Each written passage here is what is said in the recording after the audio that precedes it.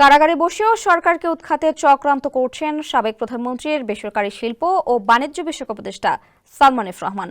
আদালতে এসেও সরকারের বিরুদ্ধে সাবেক প্রধানমন্ত্রী শেখ হাসিনার বার্তানুসারে সবাইকে প্রস্তুত থাকতে নির্দেশনা দিয়েছেন তিনি। সোমবার সালমান এফ রহমান, জুনাদ আহমেদ পলক সহ 10 জনকে কারাগার থেকে আদালতে হাজির করা হয়। কাঠগড়ায় আসা মাত্রই আসামিদের আইনজীবীরা তাদের কাছে চলে আসেন। তখনও বিচারক এজলাসে এসে শুনানি শুরু করেননি। এই সুযোগে সালমান এফ রহমানের কাছে তার আইনজীবী গোলাম মোন্তাজা ও মুকুল সহ আরও কয়েকজন হাজির হন।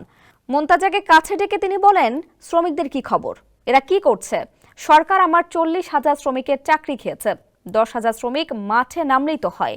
এ সময় সালমান এফ রহমান মুচকি হেসে বলেন, নেত্রী শেখ হাসিনা কি বার্তা দিয়েছেন? এ সময় আইনজীবীরা কোনো উত্তর না দিলেও তিনি পুনরায় বলেন, নেত্রীর বার্তা অনুযায়ী সবাইকে রেডি থাকতে বলেন। এ সময় বিভিন্ন আইনজীবী, সাংবাদিক, পুলিশ, বিচার প্রার্থীরা উপস্থিত ছিলেন।